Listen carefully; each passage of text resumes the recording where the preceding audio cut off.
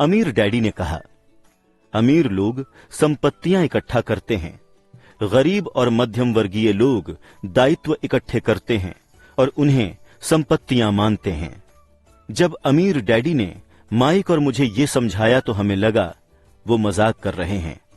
हम दो छोटे लड़के अमीर बनने के रहस्य को लेकर इतने हैरान परेशान थे और उनका जवाब इतना आसान था। ये इतना ज्यादा आसान था कि हमें इस बारे में सोचने के लिए बहुत समय तक ठहरना पड़ा। माइक ने पूछा, संपत्ति क्या होती है? उसके बारे में अभी चिंता मत करो, अमीर डैडी ने कहा। बस इस विचार को अपने दिमाग के अंदर घुसने दो।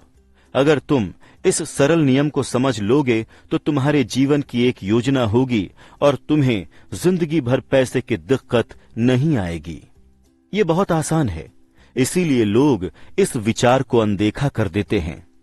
मैंने पूछा, आपका मतलब है कि हमें बस इतना ही जानने की जरूरत है कि संपत्ति क्या है और फिर हम उसे हासिल करें और इसके बाद हम अमीर बन जाएंगे? अमीर डैडी ने अपना सर हिलाया। हां, ये उतना ही आसान है। मैंने पूछा, अगर ये इतना ही आसान है तो संसार का हर व्यक्ति अमीर क्यों नहीं बन पाता? अमीर डैडी मुस्कुराए, क्योंकि लोग संपत्ति और दायित्व के बीच का फर्क नहीं जानते।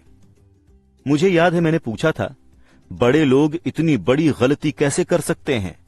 अगर ये इतना ही आसान है, अगर ये इतना ही महत्वपूर्ण है, तो हर कोई इस फर्क का पता क्यों नहीं लगाना चाहता?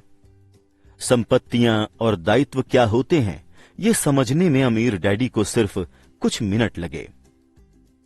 वयस्क होने के बाद मुझे ये दूसरे वयस्कों को समझाने में मुश्किल आती है। ये आसान विचार उन्हें समझ में नहीं आता, क्योंकि उन्हें अलग तरीके से शिक्षित किया गया है।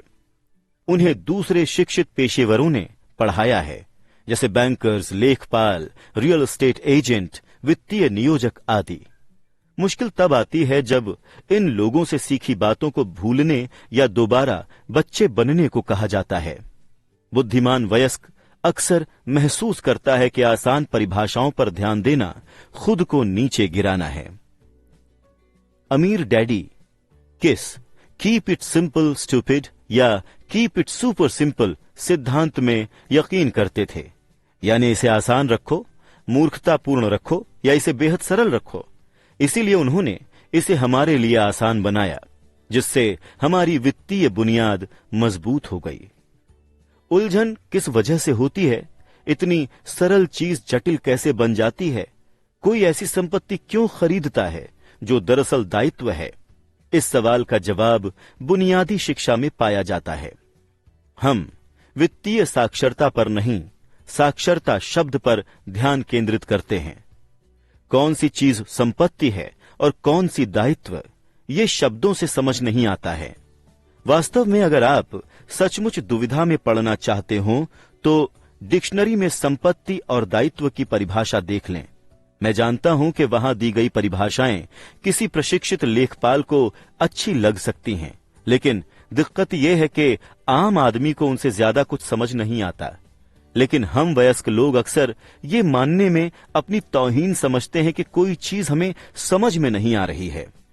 हम छोटे लड़कों को अमीर डैडी ने समझाया था, संपत्ति को शब्दों से नहीं अंकों से परिभाषित किया जाता है, और अगर तुम अंक नहीं पढ़ सकते तो तुम्हें संपत्ति और जमीन में खुदे गड्ढे में कोई अंतर नजर नहीं आएगा। अमीर डैडी कहते थे, अकाउंटिंग में महत्वपूर्ण अंक नहीं होते, बल्कि वो चीज होती है जो अंक आपको बता रहे हैं। ये शब्दों जैसा ही है, शब्द महत्वपूर्ण हैं। महत्वपूर्ण तो वो बात होती है जो शब्दों के जरिए बताई जाती है। अगर तुम अमीर बनना चाहते हो तो तुम्हें अंकों को पढ़ना और समझना आना चाहिए। ये बात मैंने अपने अमीर डैडी से एक बार नहीं हजारों बार सुनी होगी। और मैंने ये भी सुना था, अमीर लोग संपत्तियां इकट्ठा करते हैं और गरीब तथा मध्यम वर्गीय लोग दायित्व इकट्ठे करते हैं। संपत्ति और दायित्व के फर्क को इस तरह पहचाना जा सकता है। अधिकतर अकाउंटेंट्स और वित्तीय क्षेत्र के पेशेवर लोग इन परिभाषाओं से सहमत नहीं हैं, लेकिन ये आसान रेखा चित्र दो छोटे लड़कों की मजबूत वित्तीय नींव डालने में बड़े काम आए थे।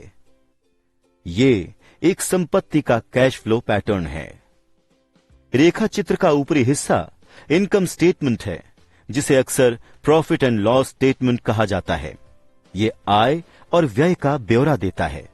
कितना पैसा अंदर आया और कितना पैसा बाहर गया। रेखा चित्र का निचला हिस्सा बैलेंस शीट है। इसका ये नाम इसलिए है क्योंकि माना जाता है कि संपत्तियों और दायित्वों को बराबर होना चाहिए। कई वित्तीय नौसिखिए इनकम स्टेटमेंट और बैलेंस शीट के संबंध को नहीं जानते हैं, जबकि इस संबंध को समझना अत्यंत महत्वपूर्ण है। इसलिए जैसा मैंने पहले कहा था, मेरे अमीर डैडी ने 2 छोटे लड़कों को आसान शब्दों में बताया, संपत्तियां आपकी जेब में पैसा डालती हैं। अच्छी, सरल और उपयोगी परिभाषा। ये एक दायित्व का कैश फ्लो पैटर्न है। अब जब संपत्तियों और दायित्वों को रेखा चित्रों के माध्यम से समझा दिया गया है, तो मेरी परिभाषाओं को शब्दों में समझना ज्यादा आसान हो सकता है।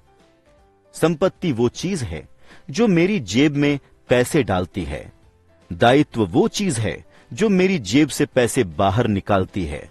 आपको दरअसल बस इतना ही जानने की जरूरत है। अगर आप अमीर बनना चाहते हैं तो बस जिंदगी भर संपत्तियां खरीदते रहें। अगर आप गरीब या मध्यम वर्गीय बनना चाहते हैं तो जिंदगी भर दायित्व खरीदते रहें। चाहे शब्दों की हो या अंकों की, निरक्षरता ही वित्तीय संघर्ष की जड़ है। अगर लोगों को आर्थिक मुश्किलें आ रही हैं, तो इसका मतलब है कि शब्दों या अंकों में ऐसा कुछ है जिसे वो समझ या पढ़ नहीं पा रहे हैं। अमीर लोग इसलिए अमीर हैं क्योंकि वो इस मामले में पैसे की तंगी झेलने वाले लोगों से ज्यादा साक्षर हैं।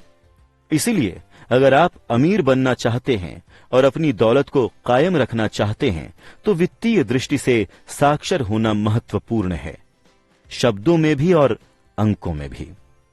रेखा चित्रों में जो तीर लगे हैं वो नकदी के प्रवाह या कैश फ्लो की दिशा बताते हैं। सिर्फ अंकों से ही पूरी बात समझ में नहीं आती है।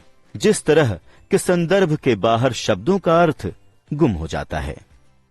महत्वपूर्ण तो वो कहानी है जो अंक या शब्द बता रहे हैं। किसी वित्तीय रिपोर्ट के अंकों को पढ़ना कहानी खोजने की तरह है। पैसा किस ओर जा रहा है, इस बात की कहानी। 80% परिवारों की वित्तीय कहानी ये होती है कि वो आगे बढ़ने के लिए कठोर श्रम करते हैं। बहरहाल उनकी ये कोशिश बेकार जाती है, क्योंकि वो अपना जीवन संपत्तियां खरीदने के बजाय दायित्व खरीदने में लगा देते हैं। ये एक गरीब व्यक्ति का कैश फ्लो पैटर्न है। ये मध्यम वर्ग के एक व्यक्ति का कैश फ्लो पैटर्न है। ये एक दौलतमंद आदमी का कैश फ्लो पैटर्न है। जाहिर है इन सभी रेखा चित्रों को कुछ ज्यादा ही सरल बनाया गया है। हर एक को जिंदा रहने के लिए बहुत से बाकी खर्च करने पड़ते हैं। हम सभी को रोटी, कपड़े और मकान की जरूरत होती है। ये रेखा चित्र बताते हैं कि गरीब, मध्यम वर्गीय और अमीर आदमियों के जीवन में पैसा किधर से आता है और किधर जाता है। कैश फ्लो ही ये कहानी बताता है कि कोई व्यक्ति अपने पैसे को कैसे संभालता है। मैंने ये अध्याय अमेरिका के सबसे अमीर लोगों से शुरू किया था। इसके पीछे उद्देश्य ये था कि मैं लोगों की इस आम सोच को गलत साबित करूं कि पैसा सारी समस्याओं को सुलझा देता है। इसीलिए मैं सिहर जाता हूं जब भी लोग मुझसे पूछते हैं कि फटाफट अमीर कैसे बना जाए या उन्हें कहां से शुरू करना चाहिए। मैं अक्सर सुनता हूं, मैं कर्ज में हूं, इसलिए मुझे ज्यादा पैसे कमाने हैं। लेकिन प्रायः ज्यादा पैसे से समस्या नहीं सुलझती है। वास्तव में इससे समस्या बढ़ सकती है। पैसा अक्सर हमारी दुखद इंसानी कमजोरियों व खामियों को उजागर कर देता है और हमारे ऐसे पहलुओं पर रोशनी डालता है जिनसे हम अनजान रहते हैं। इसीलिए जब किसी व्यक्ति को अचानक भारी दौलत मिल जाती है, मान लें विरासत, भारी वेतन वृद्धि या लॉटरी के कारण, तो बहुधा जल्दी ही वो पहले जैसे या उससे भी बुरे वित्तीय झमेले में पहुंच जाता है। पैसा सिर्फ आपके दिमाग में चल रहे कैश फ्लो पैटर्न को ज्यादा उजागर करता है। अगर आपका पैटर्न पूरी कमाई को खर्च करना है, तो संभावना इस बात की है कि आपकी आमदनी बढ़ने पर आपके खर्च भी बढ़ जाएंगे। इसीलिए ये कहावत बनी है, मूर्ख और उसका पैसा एक बड़ा जश्न है। मैंने कई बार कहा है कि हम स्कूली और पेशेवर योग्यताएं हासिल करने के लिए स्कूल जाते हैं। निश्चित रूप से ये दोनों ही महत्वपूर्ण हैं। अपनी पेशेवर योग्यताओं से ही हम पैसा कमाना सीखते हैं। सन 1960 के दशक में मैं हाई स्कूल में था। तब अगर कोई पढ़ने में होशियार होता था तो ये माना जाता था कि वो होनहार विद्यार्थी आगे चलकर डॉक्टर बनेगा, क्योंकि इसी पेशे में सबसे ज्यादा पैसों का वादा नजर आता था। आज डॉक्टर ऐसी वित्तीय चुनौतियों का सामना कर रहे हैं जो मैं अपने सबसे बुरे दुश्मन के लिए भी नहीं चाहूंगा। बीमा कंपनियां कारोबार को नियंत्रित कर रही हैं। स्वास्थ्य सुविधाओं का प्रबंधन, शासकीय हस्तक्षेप और अदालतों में मुआवजे के दावे। आज बच्चे मशहूर खिलाड़ी, फिल्म सितारे, रॉक स्टार्स, ब्यूटी क्वींस या सीईओ बनना चाहते हैं, क्योंकि शोहरत, पैसा और रुतबा वहीं पर है। इसी कारण आज स्कूल के बच्चों को अच्छा पढ़ने के लिए प्रेरित करना इतना मुश्किल है।